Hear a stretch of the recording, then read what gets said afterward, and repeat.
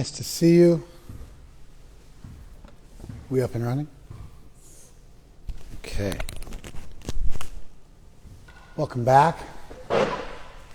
Let's keep everybody split up. Why aren't you wearing a mask? Put on a mask or leave. Those are your two options.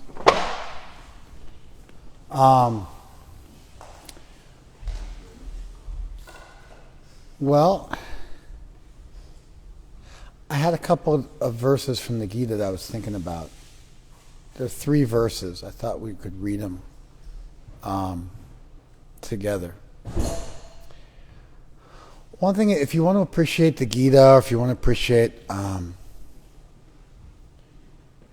ancient Indian literature, but even, honestly, even the Hebrew Bible, and even to some extent, even the Christian Bible as well.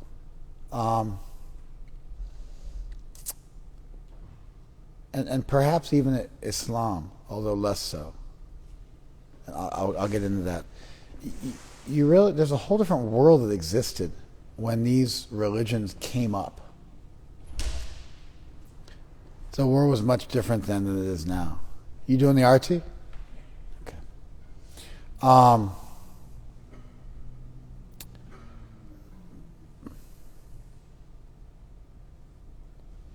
It used to be, anyway, if you were to take like a good world religion class, they introduce you to a bunch of terms. So you end up with animism and deism and theism and henotheism and monolatry and polytheism and monotheism, monism,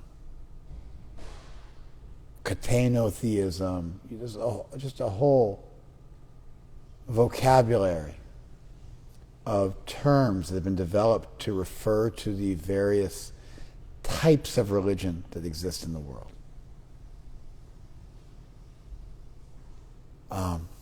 Could you scoot over just a bit in either direction? Thank you. Just happened to get right between me and the camera. There we go. That's better. Thank you.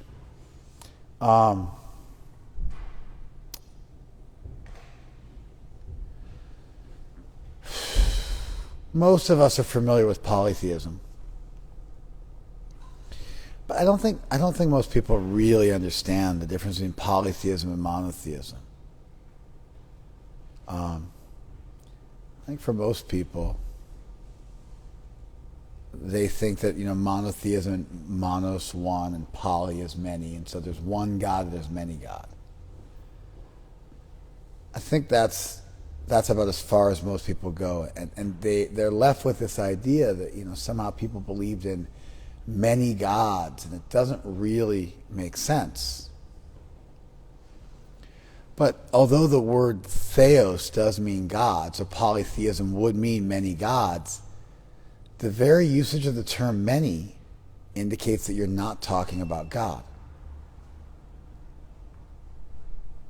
If you define God as the origin of everything, which is it's not like a stretch, that's a pretty basic definition of God. If you define God as the most powerful force in existence, the most benevolent force in existence, you're defining God as a singularity, which means that there's only one of them. The very existence of many of them means that none of them are actually God. You follow? So if somebody's like, I'm a polytheist, I understand that they don't conceive of divinity the way I do. They don't conceive of a supreme controller, a starting point for everything. They have some other, either they're pre-philosophical, which means they have ideas, but they haven't really thought them through. Maybe not enough time had gone on to work stuff out. Things happen too quickly, or there's not enough time to reflect. You can't really make sense out of what's happening. You need some time And then you can look back and you can flesh things out and work through them. And so, critical thinking hasn't always been available to everybody. I mean, it's ridiculous nowadays what you can find. You can Google open a boba shop or open a coffee house, and you'll find hundreds of documents, hundreds of videos by people who've actually done that, laying out for you exactly how it should be done. With spreadsheets and business plans, templates for business plans, and break-even points, and lists of equipment and options, and how to do it on the cheap, and how to do it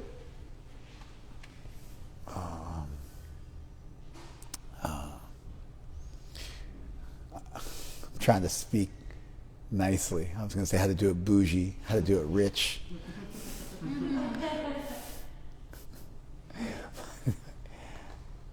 How to do it sparing no expense, how to do it extravagantly, how to do it top-notch, highfalutin. I've always got this battle going on when I'm speaking about speaking like I'm on the street or speaking like I'm in a college class, and I end up wildly vacillating between those two ways of speaking. And they're both natural for me. Neither one of them is contrived, but anyway.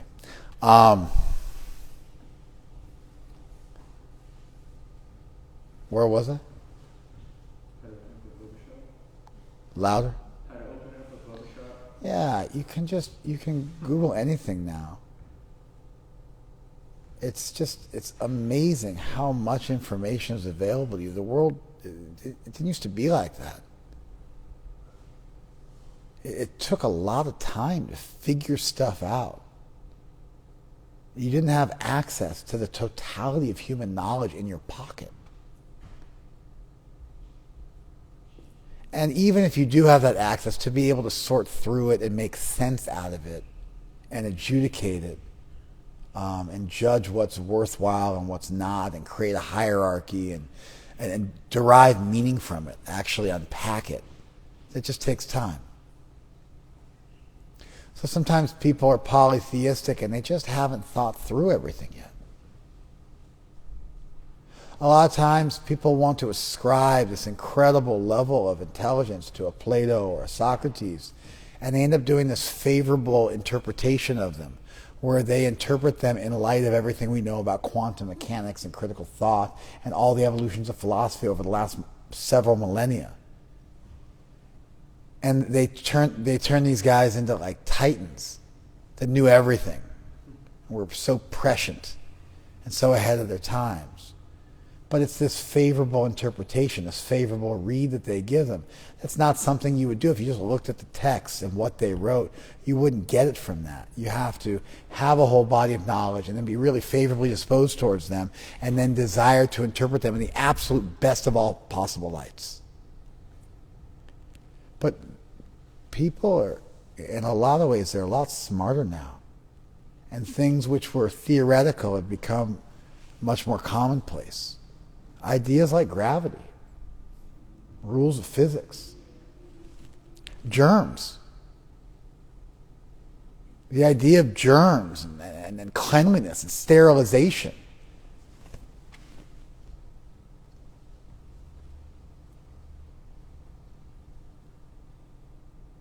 The bubonic plague killed 1/3 of the world's population. For centuries, the population did not increase all over the world because the bubonic plague killed so many people. 1/3 of the world's population. It took hundreds of years for it to die out, but there was also no concept of sanitization. There was in India, but no modern kind of idea of germs and how diseases spread and this and that.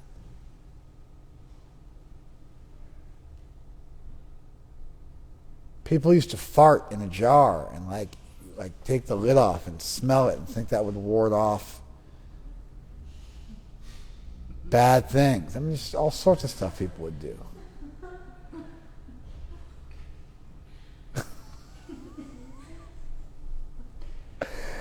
This is crazy, the kind of stuff people would do back in the day.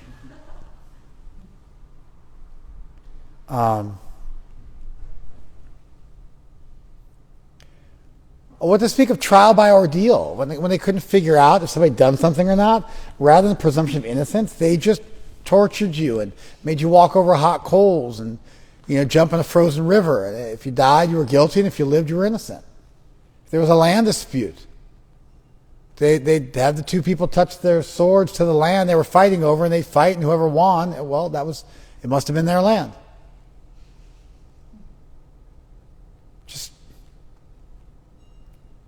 They didn't work it out yet, that there should be a presumption of innocence. They pass on debts from parents to their children. That's what the whole idea of, Jesus having to pay for our sins and we're all going to hell because of Adam and Eve. It's this like bizarre old world conception of reality where you can pass on your debts to your children and sell your children into indentured slavery, indentured servitude to pay your debts, some kind of modified form of slavery.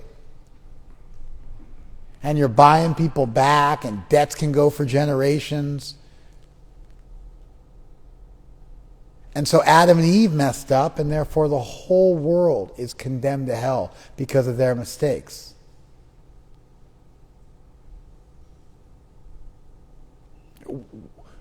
That's illegal now. I'm unaware of any constitution or any form of governance on the planet, like official government, which still believes that.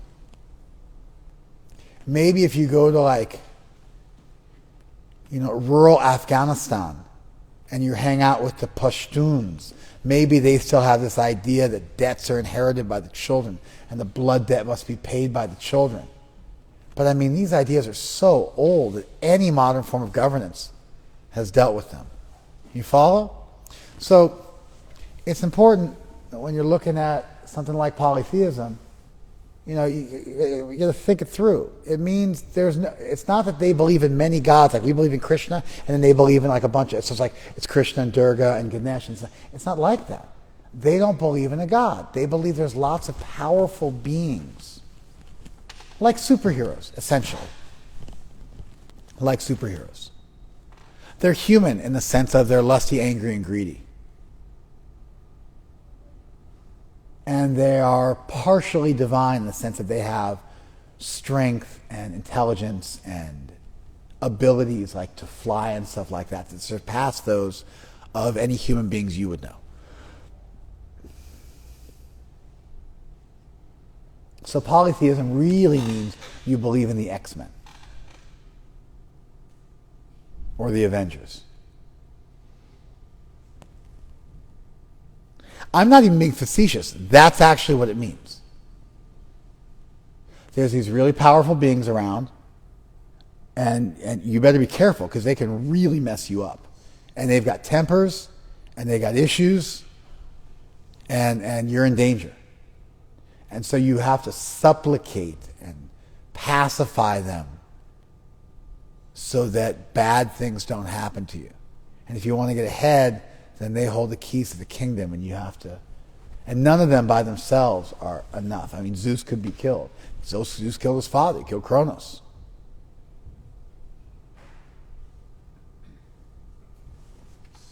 So, animism, there's powerful mountains and trees.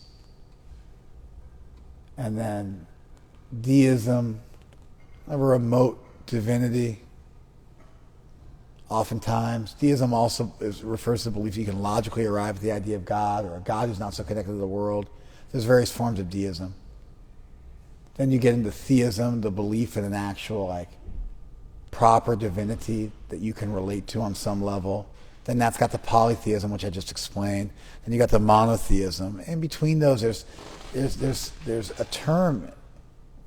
There's a term called henotheism and monolatry. These terms are not so often used.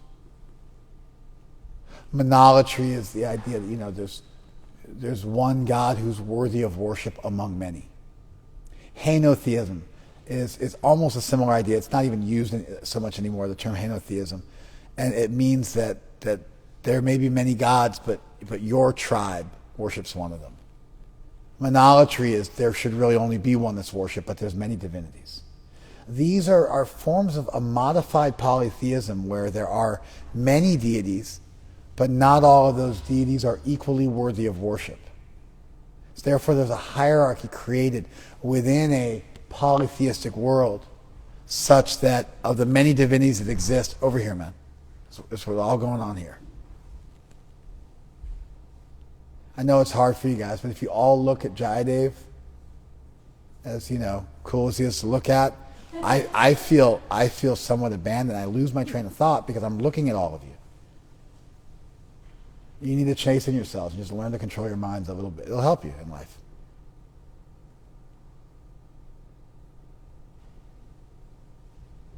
I'm not a TV. I'm making eye contact with all of you. Okay. Henotheism and monolatry are an attempt to sort through a world where there are multiple divinities, but they're not all at the same place in the sacred order or the hierarchy. Hierarchy means sacred order. And so henotheism it's much more about my family, my clan. This is our deity. You have your deity, I have mine. And then that sort of segues into monolatry. This is the one true God, and those other ones are partial divinities. Max Mueller, the famous German Indologist, who in a lot of ways birthed Indology as a Western study of India, which gave rise to things like Hitler and his fascination with all things Indian and his adoption of the swastika, and the Aryan race theory. That all came out of early Indologists who are mostly German, who loved Sanskrit. Oppenheimer, the creator of the nuclear bomb, was a Sanskrit pundit who rendered a translation of the Gita into German. Germany had this fascination with India, all things India. They were a little more favorable than the British. The British were really into defeating Hinduism and converting everybody to Christianity as part of the colonization of India. Germans tended to have a much more reverential view, actually, of India and Indian culture. It's intimately linked to their basic endemic racism and their attempt to, and honestly, their hatred of the Jewish people, and their attempt to find some kind of identity. Actually, the same thing's there in the South. It's part of the Civil War, and it's the stab in the back theory and the lost cause theory that's really behind the extreme right wing of this country nowadays. I don't know how much I want to segue into this, but after the Civil War, 300,000 Southerners died. They didn't want to admit that they were all idiots. So they created this lost cause theory, which is that really the Southerners were noble people. They were better warriors than the North. The North just had more numbers. The North had better technology. And the Southerners should have won the war, but they didn't win the war. And they were the most noble, valiant people. And they weren't fighting for slavery. They were really just fighting for the Southern way of life. And the slaves were happy.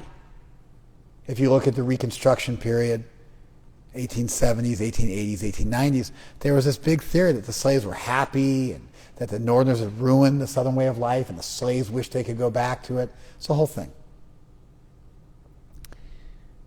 That's why they carry Confederate flags, and they put up statues of people like Robert E. Lee and named schools and streets after him. And that didn't just happen at the end of the Civil War. That happened in like the 20s and 30s and 40s as they were fighting to preserve their way of life because all the original veterans of the Civil War were dying out, and they were trying to find some way to so they didn't have to admit my whole clan was a bunch of idiots.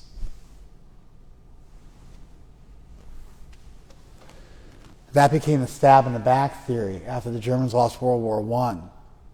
they came up. Mein Kampf says this. Hitler says this, that the Jews, they destroyed Germany, and Germany was winning the war, and Germany would have won the First World War. You know all this, right? You study history, right? And Germany would have won the war. They came up with the stab in the back theory, that the Jews were actually responsible, and they had from within, through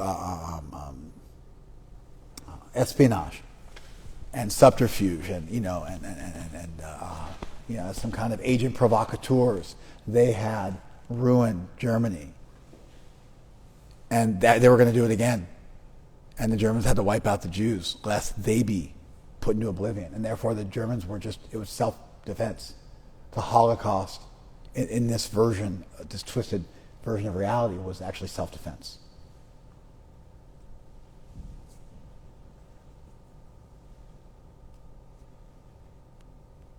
So, I don't know how I got into this, but the Germans had a much more favorable view, but they also there was a reason for that. It's part of their racism and their attempt to find themselves to be the original, like the the original people of the world. And they try to link themselves to the Aryan race. That was what was going on there.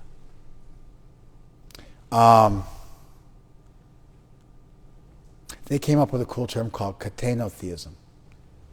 Max Mueller, he couldn't figure it out because when he read the Vedas, each time you would read a prayer to an Indra or an Agni or a Vayu, the wind, the fire, or the rain, the deities that were the personification of those elements, those basic elements of creation, it would sound like they were the supreme Lord, like they were the Christian God. And again, to understand Judaism, Egypt was polytheistic. And the Jewish people had this idea that there's only one deity. That's there. Like when God says in the Hebrew Bible, I'm a jealous God and thou shalt have no others before me, it's this attempt to make this point that there's not many gods, there's only one. And they were persecuted for that. And then also the Jewish people existed against Babylon. They were kind of in Egypt for a while, and they were against Babylon for a while. And so when they were against Babylon, it was very much like ancient Rome or something like that. There were these Baals and these Ishtars, these various deities, which were commonplace, male and female, throughout Babylon. And the Jewish people were fighting against them. So much so that Babylon now is a word not for an ancient culture, but it's a word for unbridled debauchery. It's you follow? You ever like, don't be such a Nimrod? Nimrod was a Babylonian king. It's like this, right? And so don't be such a Nimrod means don't be such an idiot. That's a term used to mean somebody's an idiot. And so that's a Babylonian king, going back to the Hebrew. So they got their way, and then the words they used for the people they were battling against to prove that they were right, those words worked their way even thousands of years later into the English language. Babylon, Nimrod, Babel. Stop babbling. That's the Tower of Babel. So when you look at Judaism, and to a lesser extent Islam, because by the time Islam rolled in, Judaism and Christianity were kind of the mainstay traditions. And so Islam was really battling against them. Muhammad was killing Christians and Jews. They'd settled, in the 1,000+ years for the Jews and the better than half a century, better than half a millennium for the Christians. They'd really settled that part. And so Muhammad was more battling against them and less battling against indigenous pagan traditions. Although certainly there was some of that. Zoroastrianism was existent. Pashtunwali was there, but that's more like a dharmic code. But for sure, Zoroastrianism was there. If you look at Iranian Shia Islam, as practiced in Iran, there's so much Zoroastrian thought there. Even when you look at Sufism, the mystical tradition of Islam, you find so much of that previous, you could call it Gnostic and Zoroastrian thought and theory are woven in. So much so that, many more Orthodox Muslims will consider those people not actually to be Muslims and will kill them and view them just like the infidels. Like ISIS would, kill Shia Muslims by the boatload. I mean, they'll even kill Sunni Muslims by the boatload. So you find these different groups and they compare and contrast themselves to other groups. But when you look at Judaism and especially Vaishnavism, what you really have is you have the rise of monotheism within a polytheistic culture, the rise of a novel idea that there is one deity. Max Mueller was so vexed by the way that Hindus were able to say, it's very common, like, you're my best friend. Who is this? They're my best friend. And this one, he's also my best friend. Who's that? That's my cousin. Who's that? That's also my cousin. Who's that? That's my cousin. Somehow, also, like in the West, it bothers me sometimes. But I'll talk to people and I'll say, "Do you want to do this?" And I'll go, "No, yeah."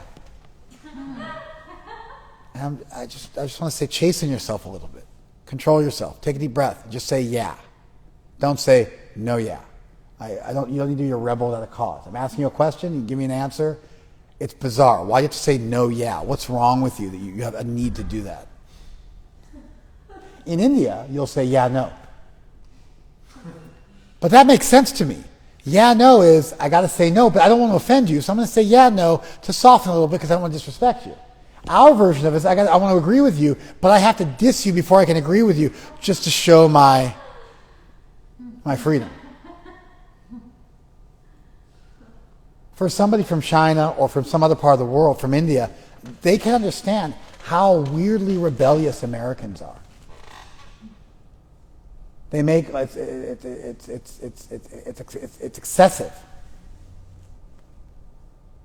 It's grotesque. Our causeless need to disagree and usurp everybody and establish our sovereignness in every circumstance. Do you want to agree with the Mexican place? Why not just a place? No, yeah.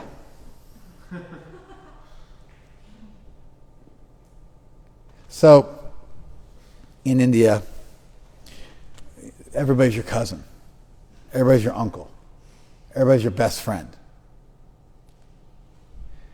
Anyway, Max Mueller, trying to understand the Indian mind and Indian spirituality, he got so disturbed because he would read prayers to Indra, and it sounded like Indra was the Supreme Lord.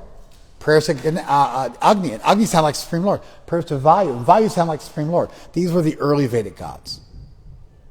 Vishnu was also there. In the Rig Veda, in the oldest Vedic literature.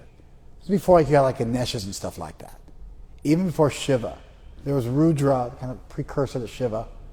But this was like very, very early on. And he had to come up with a new term, katenotheism, which means one God at a time. That you worship one God as if there's no others. He actually came up with a term, katenotheism. He coined it. Specifically to refer to the study of Indian spirituality, which was unlike anything he'd ever studied before in his life. And there was no language which existed to describe it, so he came up with a Western term.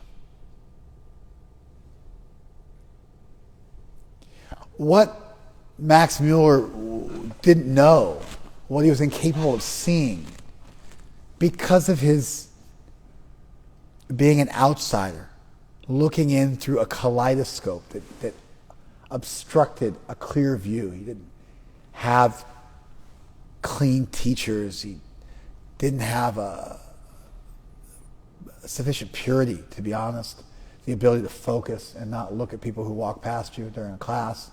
He was lacking in this ability to chasten himself and really dive in to a tradition. And so he didn't get it. But if you look at the quality of the prayers offered to those deities, and you look at the descriptions of those deities, despite the fact that they're glorified with a full heart, as if they're the only person in the room, and they're given your full attention, if you look at the descriptors of that deity, you will find that Vishnu, a minor god in the Vedas, is glorified as the omnipotent, omnibenevolent deity.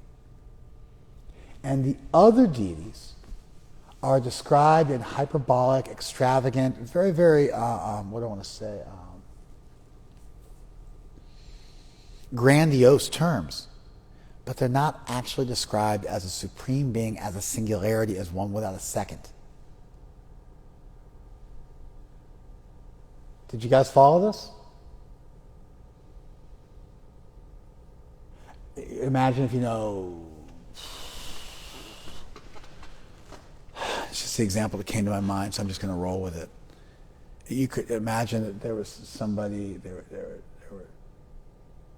trying to pick, I'm just going to flip it so I don't sound so sexist, but you could imagine somebody was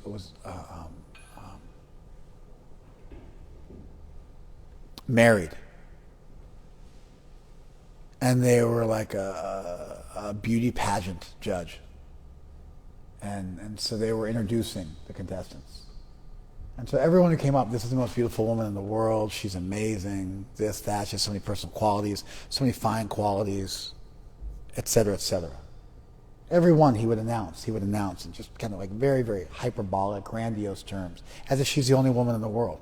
But then if their wife came, oh, that's the woman I've spent my life with. That's the woman that I'm dedicated to above all others. You follow? And so if you knew what to look for, you'd be able to hear the language in the way he described his spouse. She described her husband. These are the most handsome men, so on and so forth. I couldn't even do it. I tried to be metro, and I just couldn't do it. I just went back to being a Neanderthal.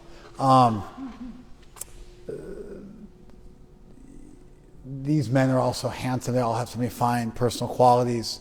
Oh, that's my husband, the person I've taken a vow to. It would be different. If you just looked at some externals, you might not know. But if you knew what to look for, if you were actually schooled in theology, if you understood deeply the difference between polytheism and monotheism, you could spot like that the difference.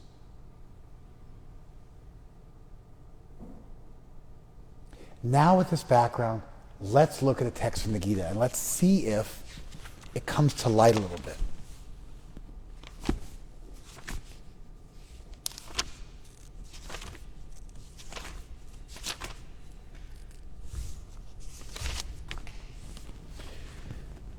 Trividya mam soma pa puta papa. Those who drink soma. Soma was an entheogenic herb that was prepared ritually and drunk by the Vedic peoples before they rode into battle. In other words, it was a religiously ordained drug. There's different theories about what it was. I'm of the opinion it was ephedra. That's my opinion. It was ephedra, which grows in the Central Asian plateaus, and it was ritually treated. The way it's described is it's this godly herb. But anyway, that's my feeling. I think it was ephedra, ritually prepared. Trividya mam soma pa puta papa. Those who know the three. The three what? The three Vedas. The three Vedas are older than the four Vedas. Just like there's the Synoptic Gospels, Matthew, Mark, and Luke, and there's the book of John, which came later. So they're called the three Synoptic Gospels out of the four Gospels, and they're looked at like this by scholars. So you hear Krishna saying the three Vedas. So there's the Atharva Veda. It's kind of a book of spells and incantations, the basis of Ayurveda, but it's much younger. And it's not considered to be as canonical and as important. And you see it right here. Trividya, those who know the three. Those who know the three. And they somapa, they drink soma. Puta papa, and they're purified of sins. Yagyai ishtva. And they worship me. Svargatim pratayante, praying to go to heaven. Te punya asadya surendra lokam. They, being purified, attain the planet of Indra. Ashnanti divya divi deva bhogan. And they enjoy divine, godly pleasures in heaven.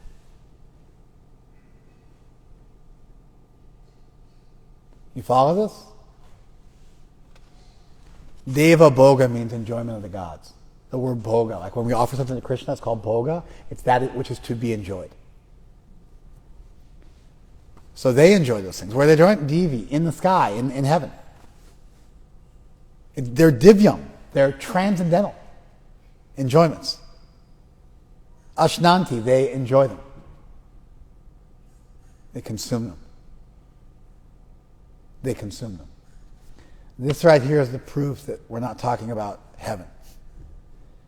Because when you describe the spiritual world and liberation, you never describe that you're enjoying things, and you never describe that these things are your delights. And we're not like the 72 virgins. That's not our program. So we make a distinction between a spiritual emancipation and a material heaven that you can go to amongst the gods, the many gods. You following this? Tetam bhunktva, having enjoyed. Svarga lokam vishalam, like expansively, having enjoyed in heaven. Bajri Vishal, when we go to Badrinath, that means a place where there's lots of Bajri trees. And so this is Svarga Lokam Vishalam, and the great like expansive enjoyment of heaven. Bhunktva tam, you having enjoyed. Kshine punye, when your punya, when your piety is exhausted. Martya lokam vishanti, you enter back into this world of men. Evam chai dharmam anuprapana, that's according to the dharma of the Vedas. You go somewhere nice. You have a nice hotel stay in heaven, but it's not your home. Because the place you're going to also gets destroyed in due course of time. Even Brahma passes away. Gata agatam kama kama labante, and you enjoy various enjoyments. Kama. You enjoy various enjoyments. Gata agatam, and you come and go.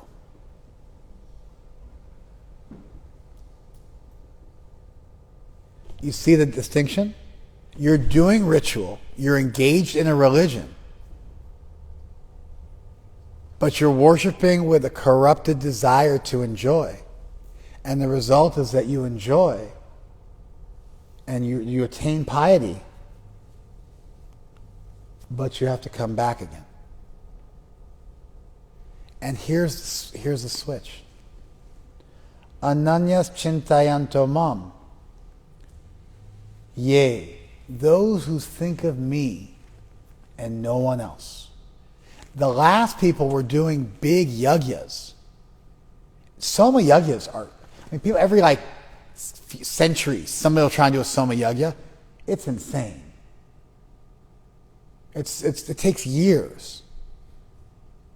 The Ashwamedha yagya, the soma yagya, the way they're described, every once in a while some guy in India will try and perform them. The last recollection I have somebody trying to do is a couple hundred years ago. So many animals have to be gathered, such big pieces of land. It takes so much work. So much money has to be given. So this idea that they drink soma and they perform yagyas, it's saying they participate in this incredibly grandiose ritualistic culture.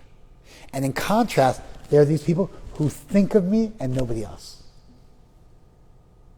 Ye jana paryupase. And they were those people who worship me like that.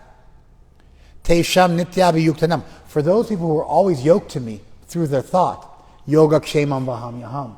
I carry them what they lack and I preserve what they have. You can see the distinction. On one hand, nothing is secure. Everything you achieve is going to be taken away in due course of time. You're coming and going. You have no actual stability. No matter how long it takes, you're coming back down again. Everything will be taken away. You work all week, you save up your money, and then you go blow it on the weekend, and you go back to work the next week.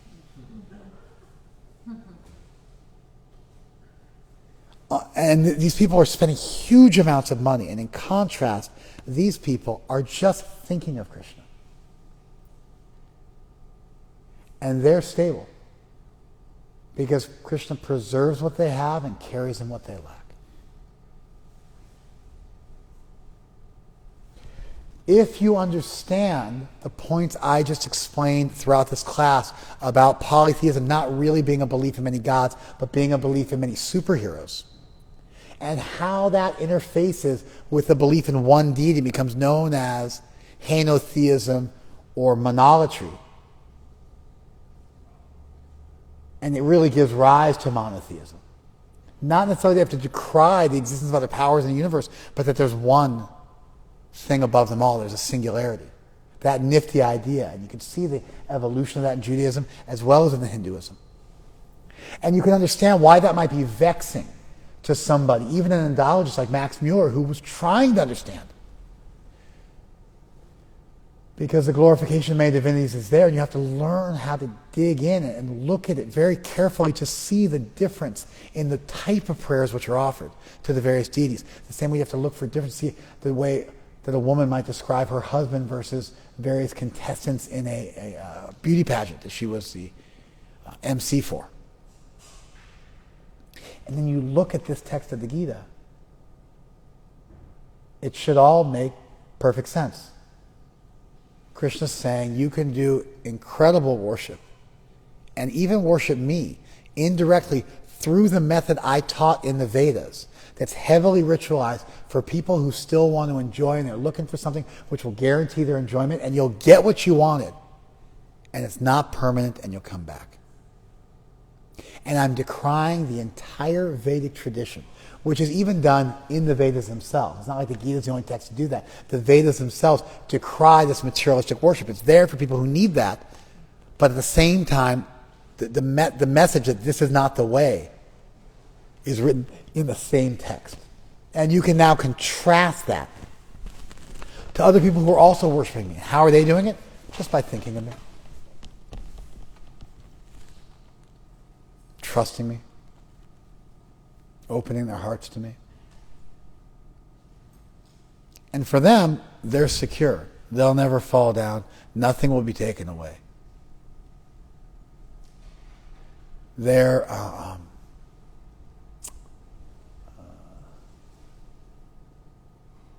fearless because they have Krishna looking out for them and helping them. And they're open to that. And that grants fearlessness. And even if you officially believe in Krishna, if in your heart you're a materialist trying to enjoy the world, even piously, you can never be free from fear. Because your desires for enjoyment might run against Krishna's desires for you and what's best for you. And so really you're at odds. You're on your own. You're an atheist. You're trying to game the system. You've got these powerful forces at play that can finish you in an instant. And you're trying to navigate through them and get what you want and get the prize, like a game of capture the flag. But if you play for long enough, the flag and everything else deteriorates. And the land that you're standing on, that you captured, doesn't even belong to you. And so you get this religion, which is pious, but at its core it's materialistic. And it leads to fear, and you can't really trust and let Krishna move you. And that can be contrasted with a simple devotee who gives their life to Krishna and is fearless because Krishna takes care of them personally.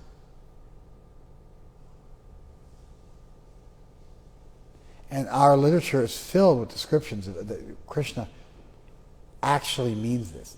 He says, Vahami, I carry you. I said the first person singular, present tense. I carry you. I do it. Krishna personally gets involved in the life of his devotee and helps them. And there's a childlike, innocent, very plain and straightforward and honest and unsophisticated, natural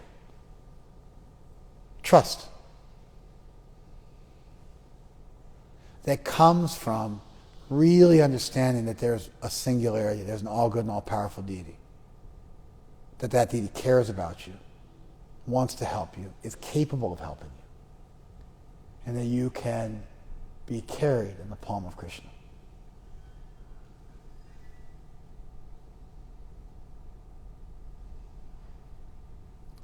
I wanted to read those verses with you guys having this information in front of you about different types of spirituality and what it looks like, because I think that these verses do a wonderful job of resolving Max Mueller's conundrum, of explaining the relationship between polytheism and monotheism, of explaining the difference in the results for the worshipers, in their mindsets, and showing you, in a not too difficult way, how to read more carefully a text. They're in heaven. They're praying. They're worshiping Krishna. They're purified. They're enjoying transcendental happiness. But the usage of language that they're asking for something. They want something. That they're enjoying heavenly delights. You know where it's headed.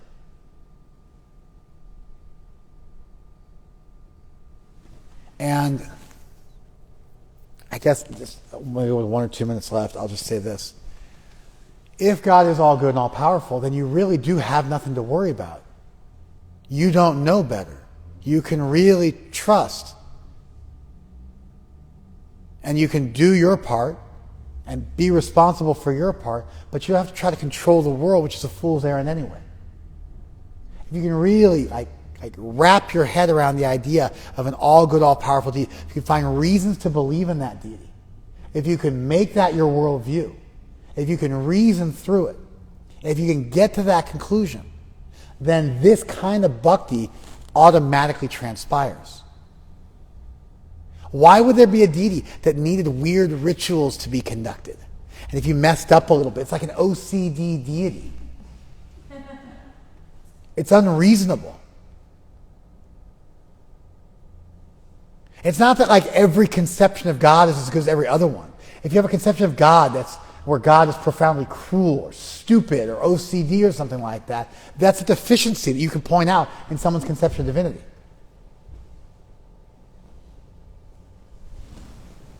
And so these ideas aren't just the ideas of our tradition, they're the ideas of any tradition that digs deeply enough and thinks about and conceives and arrives at the idea of an all-good and all-powerful God and thinks through what the implications of that are.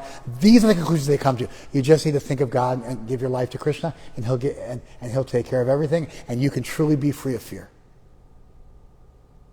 And that might involve significant external suffering.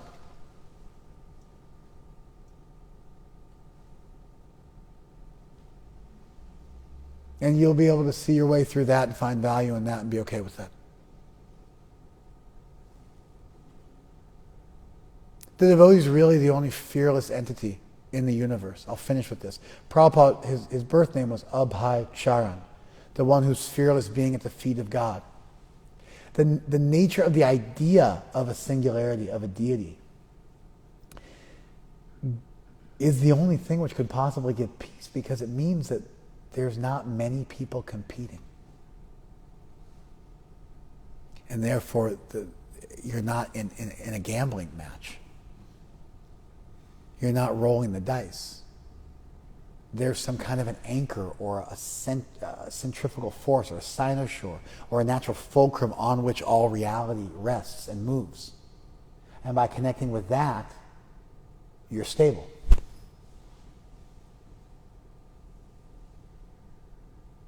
And so these ideas, working through these ideas, whether you do it in your own mind or whether your tradition does it for you and gives you a template and you can learn from them how to do it, however it works, these ideas are incredibly powerful. And they come to a singular conclusion. You don't need to be afraid. Everything will be okay. You just do your part. If you miss the ritual or you don't cross your fingers enough times or you don't you bow down, 109 times instead of 108, you're not going to hell forever. You're not dealing with some kind of OCD, angry, cruel, megalomaniacal madman. You're dealing with an all-good, all-powerful deity who is capable of and wants to and is trying to help you.